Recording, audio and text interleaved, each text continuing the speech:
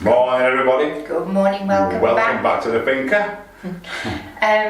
You know, we've noticed recently how many channels are popping up on YouTube where people are buying either a piece of rural land or an old ruined property in rural Portugal, in rural Spain, painting the picture of an idyllic lifestyle.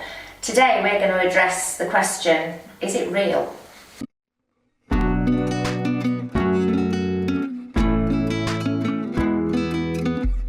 Welcome to Finca Live. We're Sharon and Andy, just two people with a dream and a vision of restoring our traditional stone-built farmhouse in southern Spain, transforming it into a beautiful off-grid home and sharing our journey with you.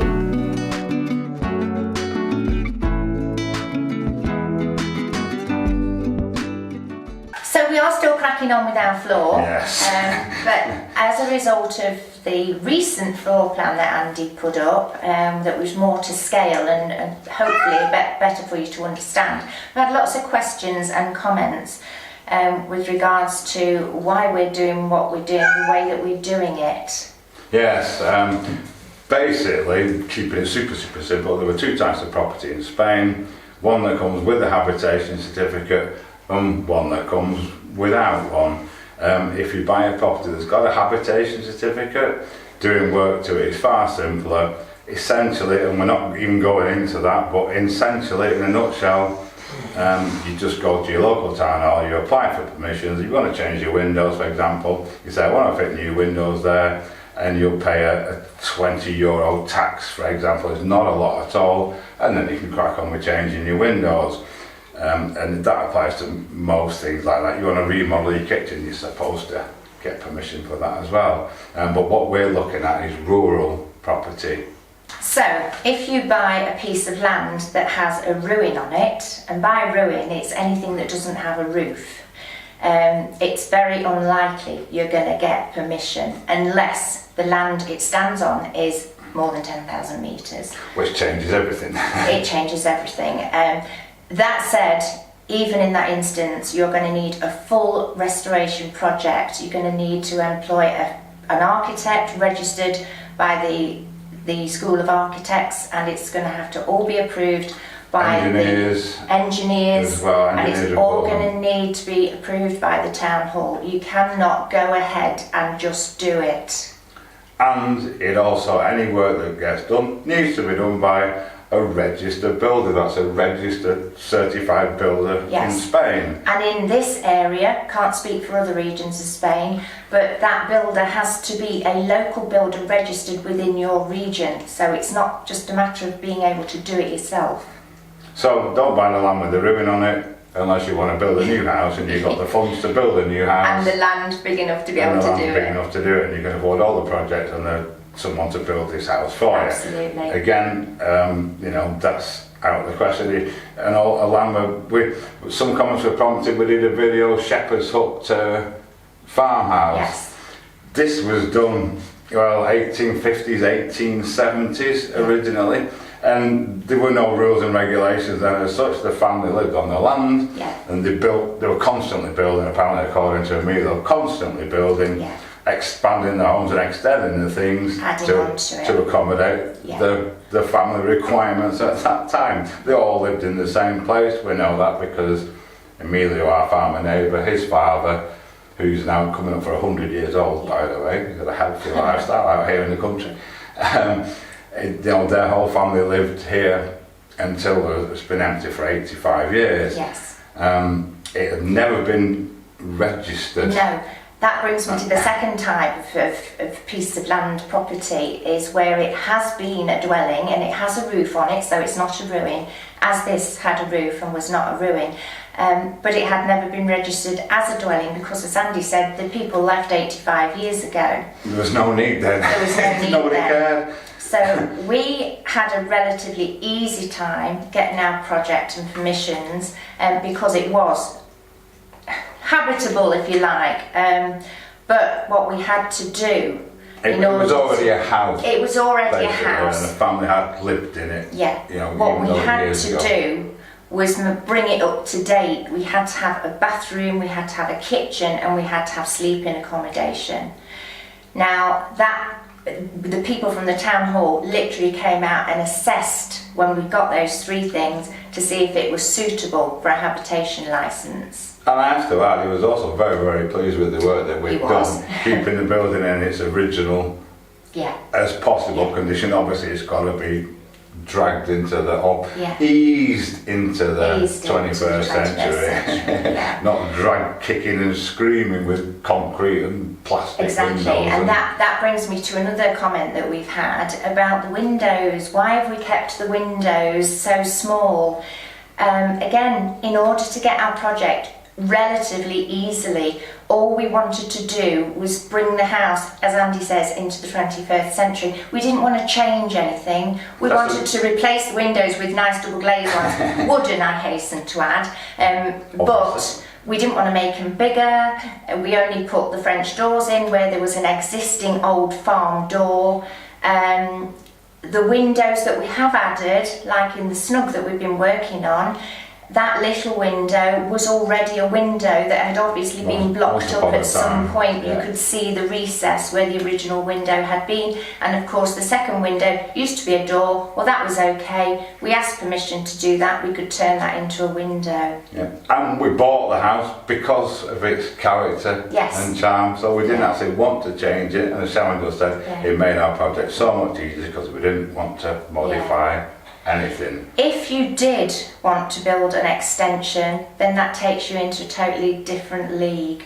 The project would have been a lot more expensive. Double, possibly treble. And of course then on top of your project you have to pay tax, and that is decided by the town hall, who decide what your property is going to be worth when that project has been completed. It can run into thousands. And based on what a registered builder should charge you for doing the work as well. Again, you need a registered builder.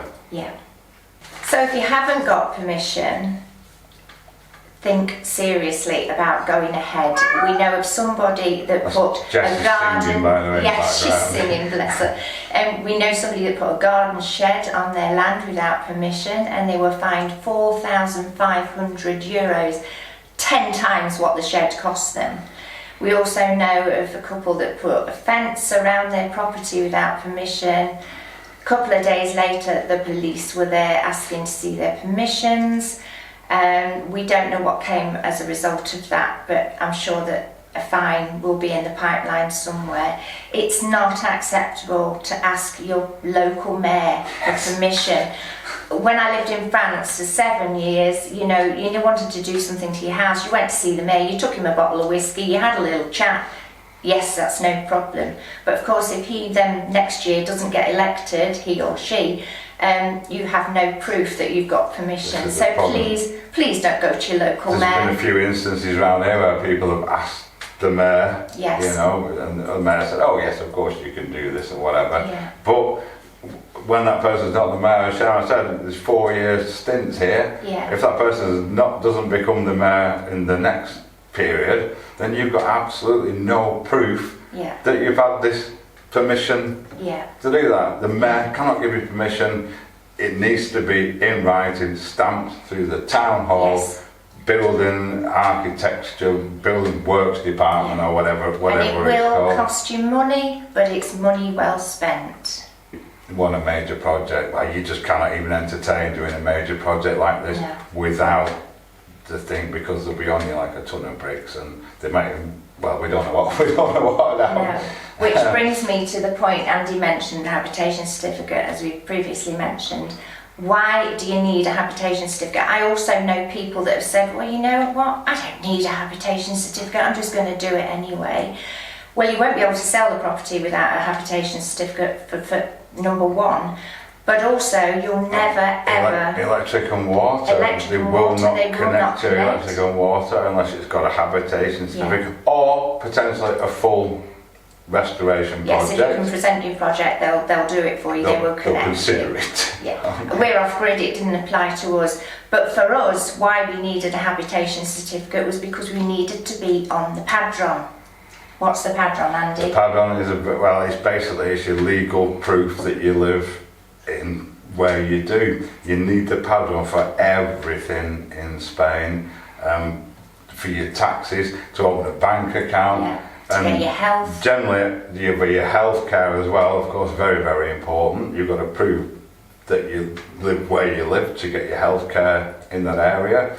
Everything, sometimes there's a lot of legal things like tax office or other official governmental work where you need to present a padron that's within 3 months of the date you're working with. Yeah. So that means you need to go and renew it. It's easy enough to do. If you've got one, you can even download them and print them off. But it's registered on the system that you're living there. It enables you. You need it for everything, basically. Well, when I broke my wrist, for example, we had a friend that took me to the hospital. Had I needed an ambulance, as soon as we got our padron, the police came round one day. Well, that's a habitation certificate. The habitation certificate, The habitation certificate, yes. And there's another thing. You need to have a habitation certificate. Therefore, you need to live in a legal building because, as Sharon said, the police came up. They take the coordinates of the building. So if we need an ambulance, if we need the fire brigade, fire department or whatever, we tell them their address and it's all registered on the computer, and they can find it, come straight here, put the fire out, pick up the wounded person or whatever. If you're living under the radar, they don't know you exist, they're not going to find you. And even if fire, we're in a high risk fire area, there's big fires blazing all around, they know exactly who's living there or who should be living there, so they can go and check on them, help them, evacuate them, whatever. If you're living under the radar, you're not on the padron, you haven't got a habitation certificate. And therefore you're not on the They don't know you're there, so they can't help you, they can't find you. Yeah. So basically, guys, we're not trying to put you off. We would recommend what we've done to anybody, but You've got to. You can't just buy a little barn in the middle of a piece of land and make it into a lovely tiny house and live happily ever after. Doing all the work yourself, and it really isn't reality. So I hope that helps to dispel some of the portrayed idyllic lifestyle myths that are popping up all over channels everywhere. You can't just buy a little old barn in inverted commas and convert it, do what you want to it without any permission. Just as an aside before we finish, we were going to buy a piece of land back in Vega Baca region, and we spent over a year backwards and forwards to the town hall. The lady we were buying it from knew the mayor. We were introduced personally. We were up in his office with his leather sofas. And our own seats in his office. And she kept saying, it's no problem, it's no problem. The mayor himself said, I don't see a problem. But we had to go down to the planning department, and the girl there basically said, you can do what you like. We were going to build a log cabin on there, or even a mobile home, and she said you can do what you like, but it will never be legal. You'll never be able to have a padron there. And of course, Andy was in business. That we needed that, it was essential. I am a registered builder, by the way. Yeah, and that is the reason we have been able to do the works ourselves, because Andy's registered in this region as a builder. Yeah, and this is projects in my name as the registered builder, hence Sharon says we can go ahead and do the work and give you an honest, what's the word I'm looking for? Portrayal. Portrayal, an honest portrayal of what is happening and the reality of the situation. So we're not going to waffle on any longer. We hope we've answered. My coffee's gone cold. We hope we've answered. We have another one. We hope we've answered more questions than we've raised, but that quite often isn't the case. No. If you haven't got any questions, of course, put them in the comments and we'll try and answer them for you. Well, and now I've got a load of lime pizza mix. Yes. We're going to get this floor done. Yeah, so we better crack on. Let's do it.